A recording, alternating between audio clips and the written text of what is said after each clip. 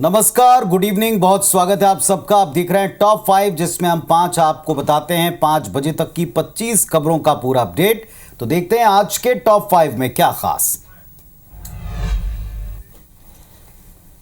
सबसे पहले बात राज्यसभा चुनाव की। भारतीय जनता पार्टी ने चुनाव के लिए उम्मीदवारों की एक और लिस्ट जारी कर दी। बीजेपी अध्यक्ष जेपी नड्डा को गुजरात से राज्यसभा का उम्मीदवार घोषित किया गया। महाराष्ट्र से अशोक चव्हाण और मेधा कुलकर्णी को उम्मीदवार बनाया गया।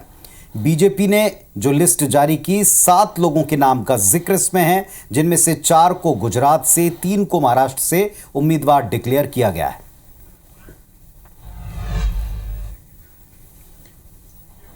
इधर राज्यसभा चुनाव 2024 के लिए कांग्रेस पार्टी ने भी 4 सीटों पर उम्मीदवारों के नामों का ऐलान कर दिया है। कांग्रेस ने राजस्थान से सोनिया गांधी, हिमाचल से अभिषेक मनु सिंघवी को टिकट दिया है। इसके साथ ही बिहार से अखिलेश प्रसाद सिंह और महाराष्ट्र से चंद्रकांत हंडोरे को प्रत्याशी बनाया गया है। चंद्रकांत हंडोरे महाराष्ट्र के दलित नेता हैं। इधर राज्यसभा उम्मीदवार का ऐलान होते ही सोनिया गांधी ने जयपुर से नामांकन दाखिल कर दिया। इस दौरान राजस्थान के पूर्व मुख्यमंत्री अशोक गहलोत, प्रदेश कांग्रेस कमेटी के अध्यक्ष गोविंद सिंह डोटासरा और कुछ अन्य नेताओं ने हवाई अड्डे पर उनकी अगवानी की।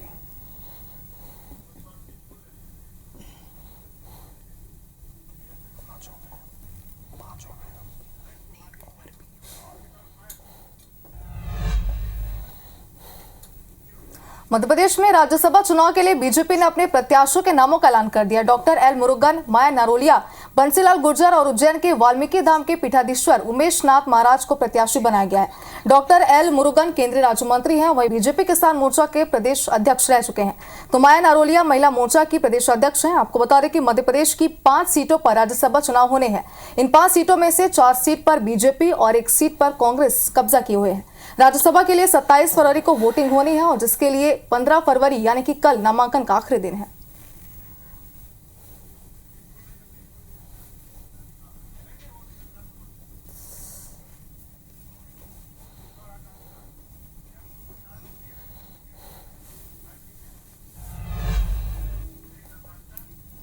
बीजेपी के राज्यसभा उम्मीदवार घोषित होने पर मध्य प्रदेश के नेता प्रतिपक्ष उमंग सिंघार ने बयान दिया है। उन्होंने कहा कि क्या मध्य प्रदेश में बीजेपी को उम्मीदवार नहीं मिले, बाहर के लोगों को उम्मीदवार बनाया गया है।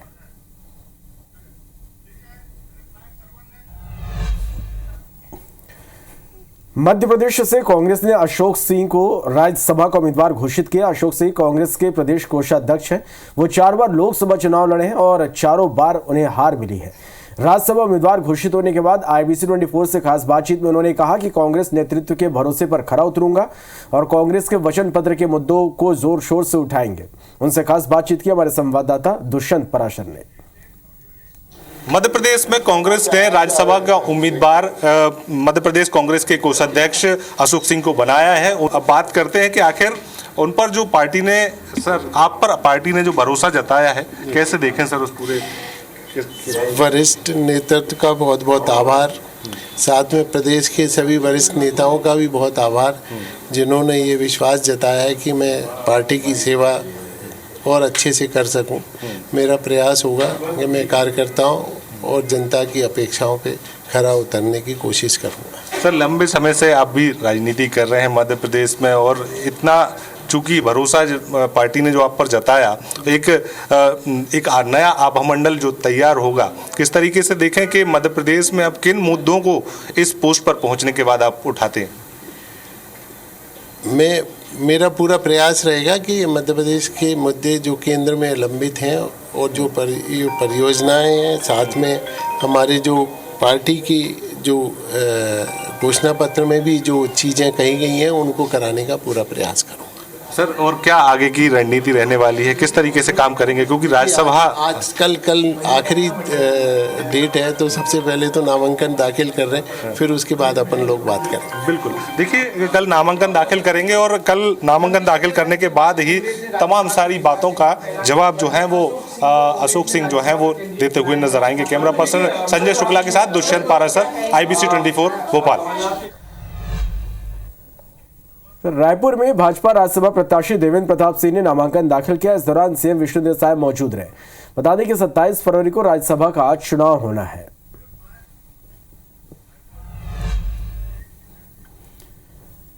फिर मध्य प्रदेश के बैतूल में आदिवासी युवक के साथ बर्बरता की घटना सामने आई है। बदमाशों ने उसे निर्वस्त्र कर पिटाई की और वीडियो बनाकर वायरल भी कर दिया। घटना पिछले साल नवंबर की बताई जा रही है। बदमाश आदिवासी युवक को घर से किसी बहाने से बुलाकर ले गए, उसे बैतूल ले जाकर निर्वस्त्र किया और उल्टा लटकाया गया और लकड़ी, बेल्ट और चप्पल से उसकी पिटाई की गई। आशीष उसका नाम बताया जा रहा है। इसके साथ मारपीट का वीडियो भी आरोपियों ने बनाया है, जिसे बाद में सोशल मीडिया पर वायरल भी कर दिया। घटना को लेकर सियासत शुरू हो गई है।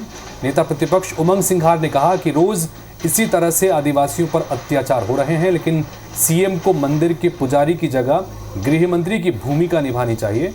वहीं पूर्व सीएम कमलनाथ ने कहा कि पूरे प्रदेश में आदिवासी असुरक्षित हैं।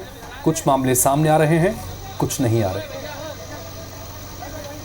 देखिए, ये तो हर जगह हो रहा है। कुछ चीज़ें सामने आ रही है। पूरे प्रदेश में आदिवासियों के साथ जिस प्रकार का व्यवहार, आदिवासी पूरे प्रदेश का असुरक्षित है। खबर है छत्तीसगढ़ की राजधानी रायपुर के वीआईपी रोड स्थित हाइपर क्लब से जुड़ी, जहां गोलीकांड खासा चर्चित रहा था। इसके आरोपी रोहित तोमर और विकास अग्रवाल के कई आपराधिक मामले सामने आए। पुलिस के मुताबिक रोहित पुरानी बस्ती का गुंडा बदमाश।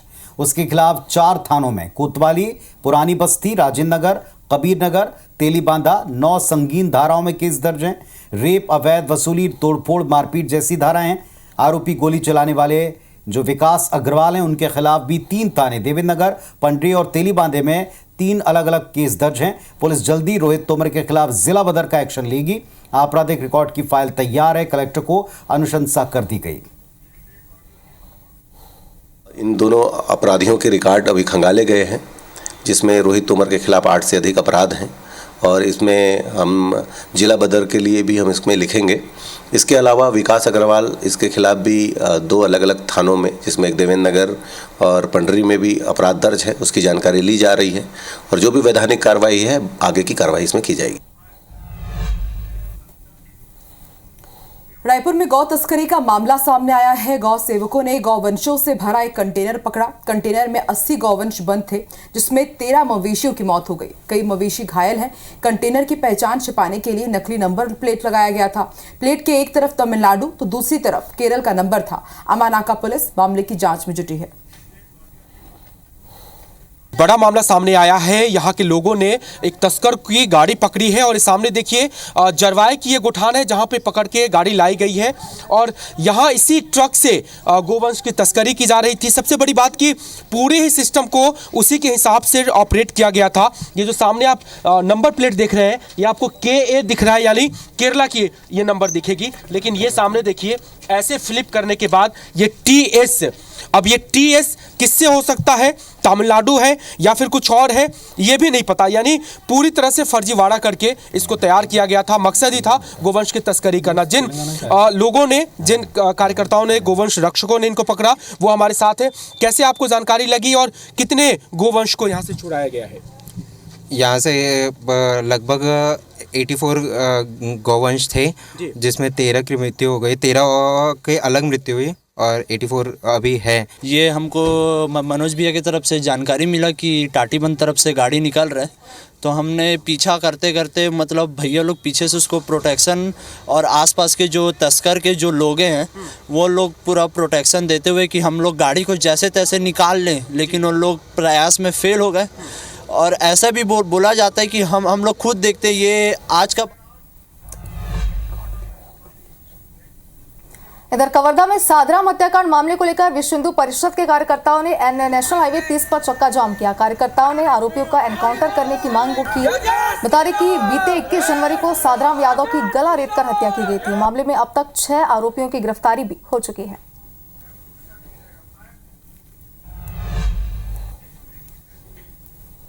तो सुकमा में नक्सलियों ने ग्रामीण की हत्या कर दी है। मुखबिरी के शक में ग्रामीण की हत्या की वारदात को अंजाम दिया गया है। गोरखा के पास हत्या करने के बाद ग्रामीण का शव फेंक दिया गया।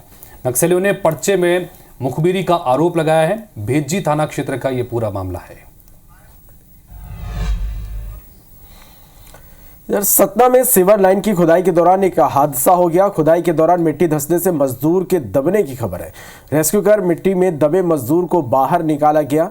मजदूर को प्राथमिक उपचार के लिए अस्पताल ले जाया गया। चित्रकूट के अक्षावट बाईपास रोड की यह घटना है।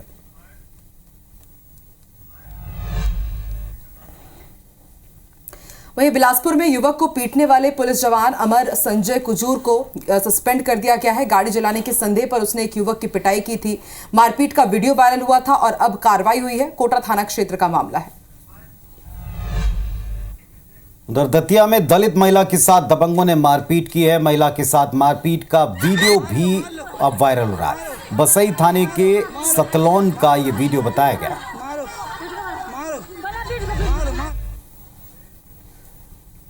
ग्वालियर के एमएलबी ग्राउंड में क्रिकेट खेलने के दौरान मामूली बात पर विवाद हो गया। विवाद में 4 खिलाड़ियों ने दूसरे पक्ष के खिलाड़ी को घेर कर जमकर उसकी पिटाई कर दी। वीर सिंह तोमर नाम के खिलाड़ी को दूसरे पक्ष के 4 खिलाड़ियों ने घेर कर लात, घूंसे और डंडों से पीट दिया। घटना के बाद पीड़ित वीर सिंह तोमर ने थाने में शिकायत दर्ज कराई है। पीड़ित की शिकायत पर पुलिस ने मारपीट और जान से मारने की धमकी देने की एफआईआर दर्ज की है। पुलिस ने शिवम परिहार, दिनेश पाल, सोनू कुशवाहा और एक अन्य साथी पर केस दर्ज किया है। क्रिकेट की बात को लेकर कल विवाद हो गया था। उस पर से कुछ युवाओं में आपस में झगड़ा हो गया, मारपीट हो गई थी। वीरेंद्र सिंह तोमर द्वारा जो है शिवम परिहार तथा उसके 2 अन्य साथी व अन्य साथियों के विरुद्ध झगड़ा, मारपीट, गाली गलौज का और जान से मारने की धमकी देने की रिपोर्ट दर्ज कराई गई। इस प्रकरण में विवेचना की जा रही है।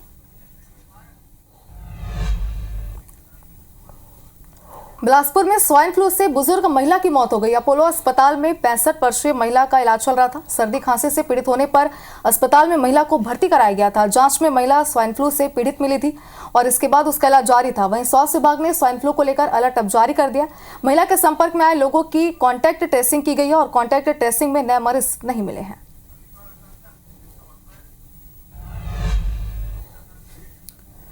उमरिया स्थित बांधवगढ़ टाइगर रिजर्व 11 बारहसिंघा पहुंचे हुए हैं। सभी बारहसिंघा कान्हा टाइगर रिजर्व से लाए गए हैं।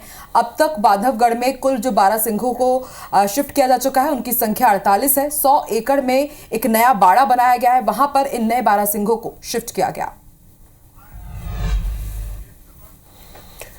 केरल के कन्नूर में बाघ का रेस्क्यू ऑपरेशन किया गया। बाघ को ट्रैंकुलाइज कर रेस्क्यू किया गया। बाघ प्राइवेट फार्म में छिपा था। बाघ के कारण गांव में दहशत फैली हुई थी। वन विभाग ने बाघ का रेस्क्यू कर पिंजरे में कैद किया।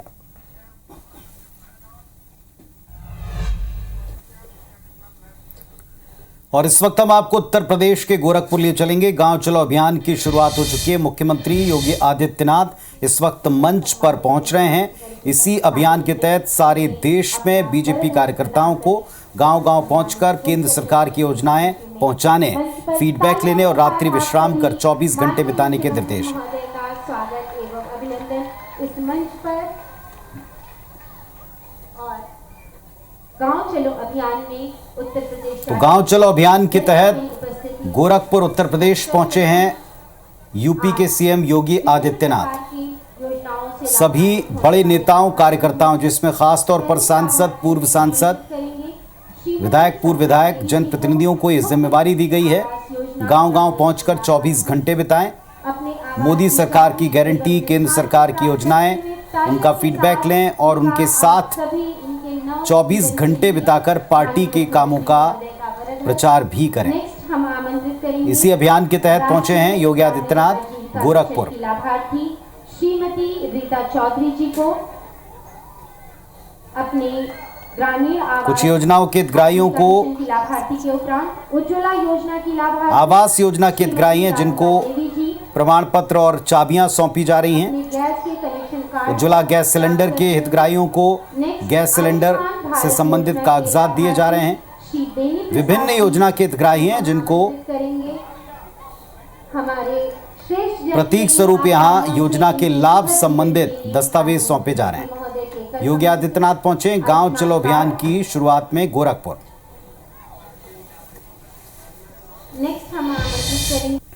भोपाल के world class Kamlapati railway station का बिजली कनेक्शन कट सकता है। यहां तक कि परिसर में पानी की सप्लाई और साफ सफाई भी बाधित हो सकती है। ऐसा इसीलिए क्योंकि भोपाल के रानी कमलापति रेलवे स्टेशन पर नगर निगम के 72,53,587 रुपए का बकाया है।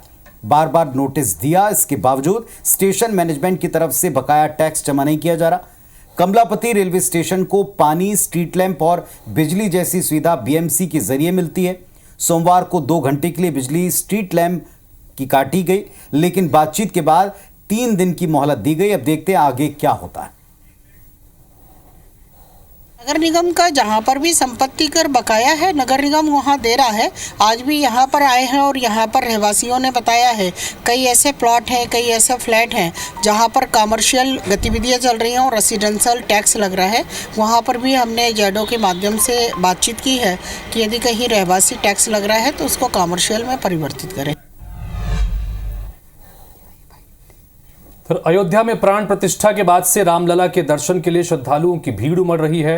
इसी कड़ी में महाराष्ट्र के शेगांव से सेवा भारती विभाग की 12 सदस्यीय टोली साइकिल से अयोध्या के लिए निकली है, जो देर रात जबलपुर पहुंची, जहां चुंगी नाके में सेवा भारती के सदस्यों ने उनका स्वागत किया। महाकौशल सेवा भारती के सदस्य यशवेंद्र ठगेले ने बताया कि सेवा भारती की 12 सदस्यीय टोली 1300 किलोमीटर से ज्यादा की दूरी तय करेगी और सभी सदस्य अयोध्या पहुंचकर प्रभु श्री राम के दर्शन करेंगे।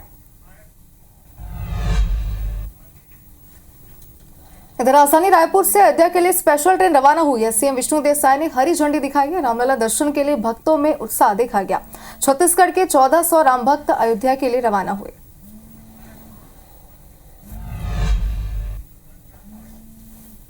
अक्षय कुमार की फिल्म पैडमैन तो आपने देखी होगी, जिसमें अक्षय कुमार महिलाओं की आवाज बनकर सैनिटरी नैपकिन के लिए अभियान छेड़ते हैं। इसी तर्ज पर महिलाओं के सम्मान के लिए नर्मदापुरम में रहने वाले सुरेंद्र बामने पिछले कई दिनों से मध्य प्रदेश में साइकिल यात्रा कर रहे हैं। सुरेंद्र प्रदेश के हर जिले में जाकर कलेक्टर और महिला बाल विकास अधिकारी को ज्ञापन देकर सरकार से मांग कर रहे हैं कि महिलाओं को सैनिटरी पैड मुफ्त दिए जाए।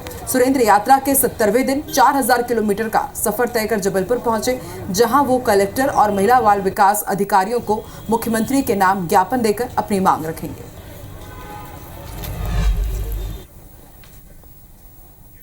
और अब बारी यूपी अपडेट की।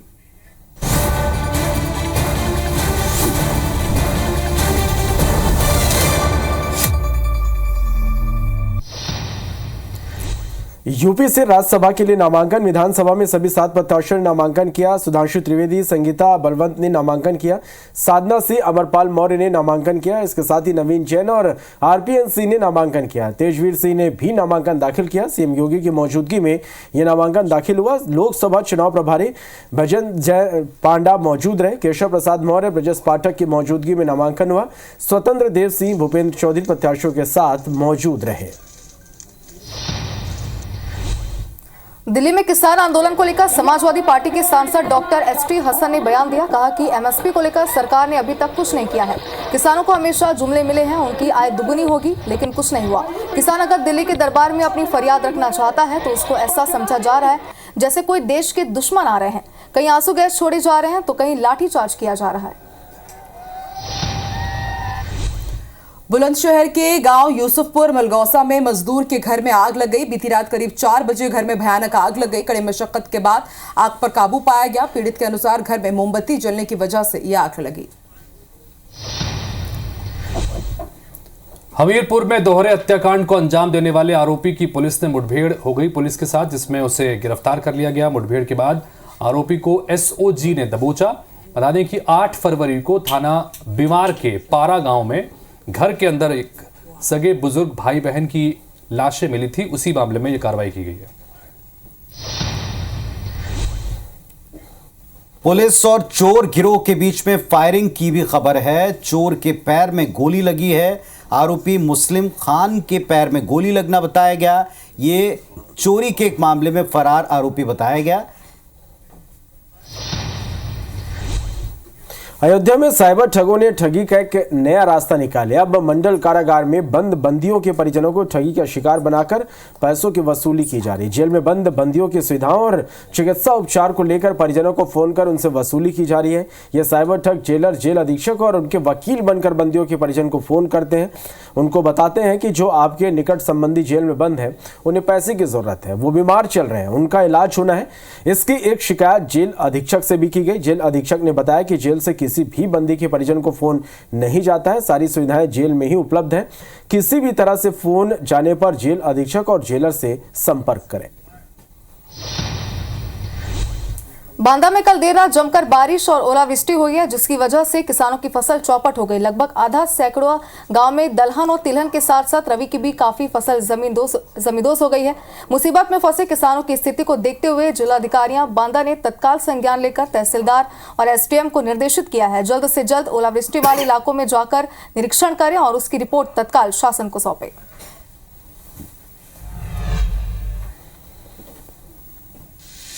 उत्तर प्रदेश और उत्तराखंड की हर खबर को जानने के लिए IBC 24 यूपी UK को सब्सक्राइब करें और नोटिफिकेशन बेल दबाना ना भूलें। तो फिलहाल टॉप 5 में इतना ही, लेकिन जाने से पहले याद दिला दें, मध्य प्रदेश छत्तीसगढ़ के बड़े विषयों पर डिबेट और हर खबर का पूरा अपडेट सिर्फ IBC 24 पर देखिएगा। साथ ही सरकार को नए स्वरूप में देखिए आज रात 9 बजे से। फिलहाल हमें इजाजत दीजिए, नमस्कार।